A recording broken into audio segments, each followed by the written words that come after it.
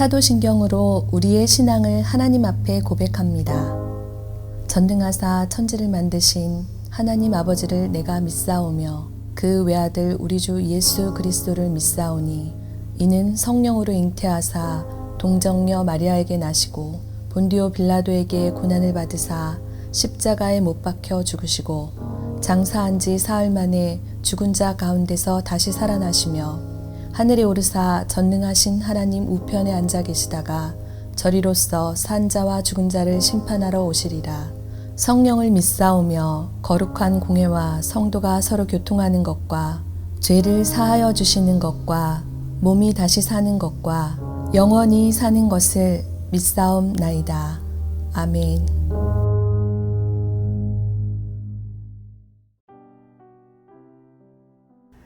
오늘의 말씀 마태복음 7장 21절에서 29절 말씀입니다. 나더러 주여 주여 하는 자마다 다 천국에 들어갈 것이 아니오 다만 하늘에 계신 내 아버지의 뜻대로 행하는 자라야 들어가리라.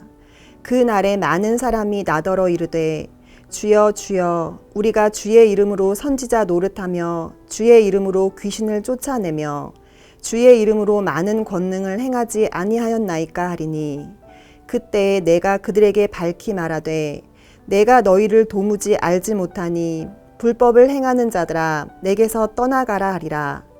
그러므로 누구든지 나의 이 말을 듣고 행하는 자는 그 집을 반석 위에 지은 지혜로운 사람 같으리니 비가 내리고 창수가 나고 바람이 불어 그 집에 부딪히되 무너지지 아니하나니 이는 주추를 반석 위에 놓은 까닭이요 나의 이 말을 듣고 행하지 아니하는 자는 그 집을 모래 위에 지은 어리석은 사람 같으리니 비가 내리고 창수가 나고 바람이 불어 그 집에 부딪힘에 무너져 그 무너짐이 심하니라.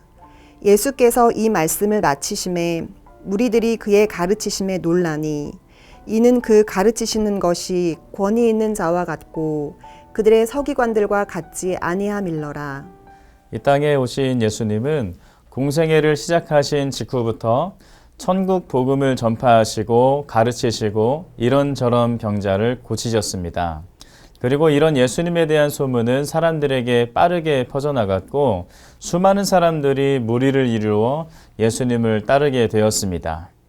그런데 여러분, 예수님을 따르던 무수히 많은 사람들은 어떤 기대를 가지고 예수를 따랐을까요? 영혼의 구원과 천국에 대한 소망이겠습니까? 당시에는 그렇지 않았습니다. 한결같이 현세적이고 물질적인 복을 바랬던 것입니다.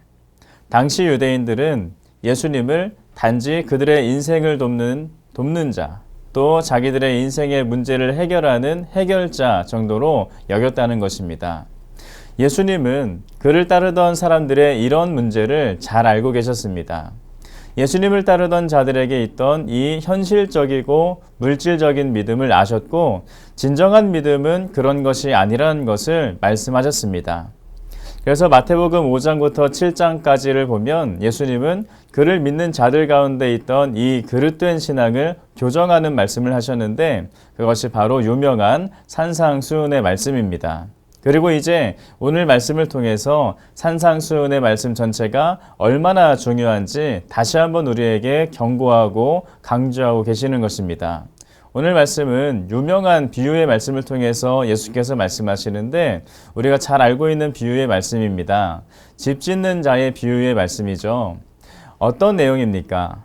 누구든지 집을 짓는데 그 집을 어디에 지었느냐에 따라서 폭풍우와 같은 시련이 찾아올 때 결말이 다르게 된다는 것입니다. 반석 위에 집을 지은 자는 어떤 폭풍우 시험 가운데서도 견뎌내지만 모래 위에 집을 지은 자는 그것을 이기지 못하고 무너져 내린다는 것입니다. 여러분, 우리의 인생 전체를 집을 짓는 과정이라고 한번 생각해 보시기 바랍니다. 우리는 내 집이라는 집을 지어나가는 건축자입니다. 사업이라는 이름의 집을 짓고 또 누군가는 교육이라는 이름의 집을 짓고 또 누군가는 건강이라는 이름의 집을 지어갑니다. 우리가 지어가고 있는 이 집에는 시간이 지남에 따라서 우리의 삶의 흔적이 남아있게 됩니다. 인생의 기록이 남는 것입니다. 꿈을 이루기 위한 노력들, 또 시련 속에서 들였던 인내와 눈물들, 또 환희의 순간들, 이런 삶의 흔적들이 고스란히 남아 있는 것입니다. 그래서 각자의 인생의 길에 따라서 저마다의 이 집이 크기도 다르고 구조도 다르고 짓는 과정과 방법, 모양, 이름도 다를 것입니다. 똑같이 생긴 집은 하나도 없을 것입니다. 그러나 모든 사람들이 꿈꾸는 이 인생이라는 집의 공통점은 있습니다. 그것이 무엇입니까? 제대로 지어서 성공과 행복을 누려야 한다는 것입니다. 여러분, 이 집만큼은 절대로 부실 공사를 하면 안 되는 것 아니겠습니까?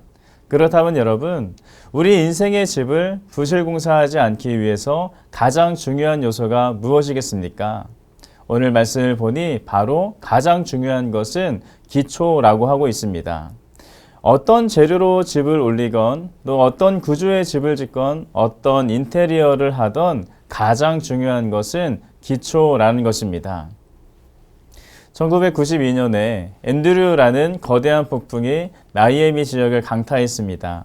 그때 그 지역 수천 가구의 집들이 다 무너져 버렸는데 그 폐허 가운데 딱 한 채의 집만 버티고 서 있었습니다. 어떻게 저 집만 멀쩡하게 서 있을 수 있을까 하여서 신문기자가 그 집을 찾아가 주인에게 물었습니다. 당신은 집을 어떻게 지었기에 다른 집은 다 날아가는 이 거대한 폭풍 속에서도 당신의 집만 끄떡없이 서 있을 수 있었습니까? 그랬더니 집주인이 이렇게 대답했다고 합니다. 이 집은 제가 직접 지었습니다. 저는 플로리다 주의 건축 규정에 따라서 지었을 뿐입니다. 이렇게 대답했다는 것입니다.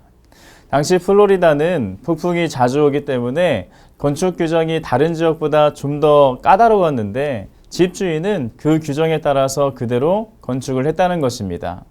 규정대로 기초를 정확하게 해서 지으면 폭풍에도 견딘다는 것을 그가 믿고 그렇게 실행한 결과 심한 폭풍 가운데서도 그 집만큼은 견뎌낼 수 있던 것입니다. 이 말씀 속에서 중요한 것이 무엇입니까? 어떤 폭풍 후 어떤 시험 속에서도 흔들리지 아니하고 무너지지 아니하고 온전할 수 있는 가장 중요한 요소는 바로 기초라는 것입니다. 우리의 삶도 마찬가지 아니겠습니까? 폭풍에도 무너지지 않을 수 있도록 지을 수 있는 기초가 우리의 삶에도 필요한 것입니다. 여러분, 그렇다면 우리 삶의 기초가 되는 것, 그것이 무엇입니까? 그것은 우리의 유일한 반석이신 예수 그리스도이신 줄 믿습니다. 오늘 말씀에 예수님께서도 이것을 지적하고 계십니다. 예수님은 우리의 삶이 튼튼한 기초 위에 세우는 것이 얼마나 중요한지를 말씀하셨습니다. 오늘 말씀에 기록된 집을 짓는 자의 비유에는 두 가지 집에 찾아왔던 같은 시험의 상황이 기록되어 있습니다. 그 시험의 상황이 무엇입니까? 25절, 27절을 보니까 같은 내용인데 이렇게 말합니다. 그 비가 내리고 창수가 나고 바람이 불어 그 집에 부딪혔다. 어떤 말입니까? 큰 폭풍우가 몰려와서 심한 또 바람이 또 불어와서 그 집이 무너져 내리게 되었다는 것입니다. 반석 위의 집과 모래 위의 집에 찾아온 환난을 말하는 것인데 이 비, 창수, 바람 세 가지는 임하게 될 환난의 심각성을 삼중적으로 강하게 표현하고 있었던 것입니다. 그런데 우리가 여기에서 중요히 봐야 하는 것은 이 엄청난 환난은 모래 위에 집을 지은 집에만 찾아오는 것이 아니었다는 것입니다. 모래 위의 집뿐만 아니라 반석 위의 집에도 동일하게 이러한 시험이 찾아왔습니다. 여러분, 이 시험은 1차적으로는 우리 인생에 계속해서 찾아오는 인생의 시험일 것이고 또 최종적으로는 우리 인생에 곧 찾아올 종말론적인 최후의 심판이 될 것입니다. 살아가는 성도 여러분, 우리 모두는 저마다 꿈을 꾸고 다양한 계획의 인생을 살아갑니다. 그러나 그 누구에게도 예외가 없는 것이 있습니다. 그것이 무엇입니까? 모두가 인생의 어려움을 겪을 때가 있고 또 모두가 인생의 끝자락에서 최후의 심판을 받게 된다는 것입니다. 평생 인생이라는 집을 눈물 흘리며 열심히 지었는데 어느 날 갑자기 찾아온 인생의 시련과 심판 앞에서 모든 것이 허물어져 버린다면 그보다 더한 허무한 일이 어디에 있겠습니까? 우리는 누구에게나 찾아올 시험을 준비하는 현명한 건축가가 되어야 할 줄로 믿습니다.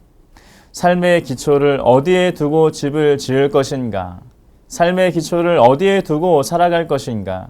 이것을 오늘 명확히 해야 한다는 것입니다. 오늘 여러분은 삶의 기초를 어디에 두시겠습니까? 여러분의 인생의 집을 지어나갈 견고한 반석이 어디에 있습니까?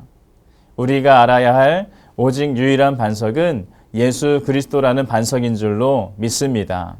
결코 무너지지 않는 예수 그리스도라는 거대하고 견고한 반석, 여기에 우리 인생의 소망을 두시길 바랍니다. 우리가 지금까지 소망을 두고 살았던 세상은 우리의 인생의 반석이 되지 못합니다. 우리가 반석과 같이 여기며 살아가는 것이 무엇이겠습니까? 돈이죠. 건강입니다. 사회적 지위입니다. 성공이고 가족입니다.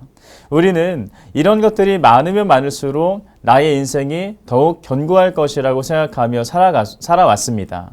그러나 여러분, 이러한 것들은 우리의 미래를 확실하게 보장해 주지 못한다는 것을 기억하시기 바랍니다. 사랑하는 성도 여러분, 오직 우리를 사랑하시고 우리를 위해 죽으시고 우리를 위해 부활하신 예수께만 구원이 있습니다. 우리의 삶의 성공, 최후의 심판대 앞에서 우리의 구원을 보장할 것은 오직 예수뿐이라는 것을 다시 한번 기억하시길 바랍니다.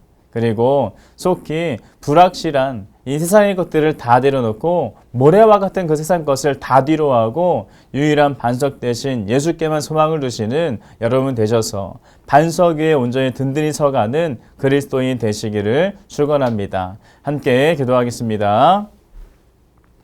할렐루야. 살아계신 하나님, 하나님께서 오늘도 우리와 함께 하셔서 감사합니다. 오늘도 주신 말씀을 통하여서 우리 인생을 되돌아보며 점검할 수 있도록 인도하시니 감사합니다. 우리가 지금까지 살아왔던 우리의 삶을 하나님 모래 위에 지어가는 집과 같이 살았습니까? 아니면 예수라는 반석 위에 우리가 그 인생을 살아왔습니까? 우리가 언제라도 예수라는 우리의 기초 대신 그분 앞에 살아갈 수 있는 우리 다 될 수 있도록 인도하여 주시옵소서. 오늘도 예수 그리스도 앞에서 살아가는 믿음의 사람 그리스도인 되길 원합니다. 하나님 함께 하시고 우리 삶의 보호자 인도자 되어 주시옵소서. 이것을 좀 믿사오며 살아계신 예수님의 이름으로 기도드립니다. 아멘.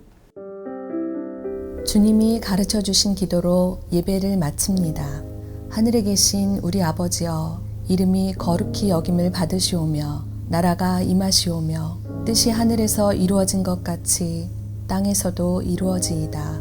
오늘 우리에게 일용할 양식을 주시옵고 우리가 우리에게 죄 지은 자를 사하여 준 것 같이 우리 죄를 사하여 주시옵고 우리를 시험에 들게 하지 마시옵고 다만 악에서 구하옵소서. 나라와 권세와 영광이 아버지께 영원히 있사옵나이다.